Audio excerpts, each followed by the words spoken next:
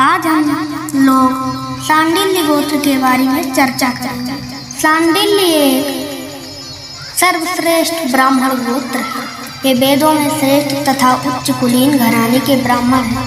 यह गोत्र ब्राह्मणों के 3 मुख्य ऊंचे गोत्रों में से एक है। महाभारत अनुशासन पर्व के अनुसार युधिष्ठिर की सभा में विद्यमान ऋषियों में शांडिल्य का नाम भी है।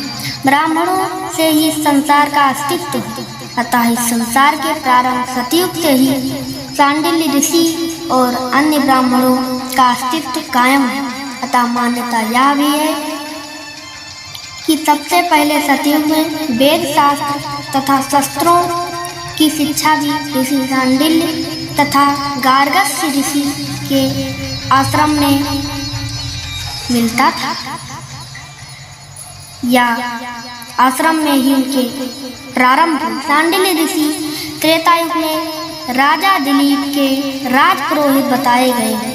वही द्वापर में वह राजा नंद के पुजारी हैं। एक समय में वह राजा निशुंक के पुजारी थे, तो दूसरे समय में वह महाभारत के नायक भीष्म पितामह तथा अपने ब्राह्मण भ्राता श्री परशुराम के साथ वार्तालाप करते हुए दिखाए गए। कलयुग के प्रारंभ में वह जन्मेजय के पुत्र तथा नीक के पुत्रेष्ठित यज्ञ को पूर्ण करते दिखाई देते हैं। इसके साथ ही वस्तुतः शांडिल्य एक ऐतिहासिक ब्राह्मण ऋषि हैं, लेकिन कालांतर में उनके नाम से उपाधियां शुरू हुई।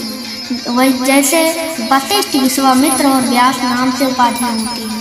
शांडिल्य गोत्र तिवारी, त्रिपाठी, शर्मा, मिश्रावन शांडिल्य ऋषि के 12 पुत्र बताए जाते हैं, जो इन 12 गांवों से प्रभुत्व रखते हैं। सांडी, सोहगौरा, सरया, श्रीजन, धतूरा, बगराइच, बलुआ, हल्दी, झूड़िया, उलबलिया, लोनापार, कटियारी। लोनापार में लोनाखार, कानापार, छपरा भी समाहित है। इन्हीं 12 गांवों से आज चारों तरफ इनका विकास हुआ।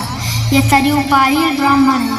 इनका गोत्र श्रीमुख शांडिल्य त्रिप्रवर है। श्रीमुख शांडिल्य में घरानों का प्रचलन है, जिसमें राम घराना, कृष्ण घराना, नाथ तथा विष्णु घराना, मणि घराना है। इन चारों का उदय सोहगौरा गोरखपुर से है, जहां आज भी इन चारों का अस्तित्व कायम है। शांडिल्य नामक आचार्य अन्य शास्त्रों में भी स्मृत हुए हैं। हेमाद्रि के लक्षण प्रकाश में शांडिल्य को आयुर्वेदाचार्य कहा गया है। विभिन्न व्याख्यान ग्रंथों से पता चलता है कि इनके नाम से एक गृहसूत्र एवं एक स्मृति ग्रंथ भी था।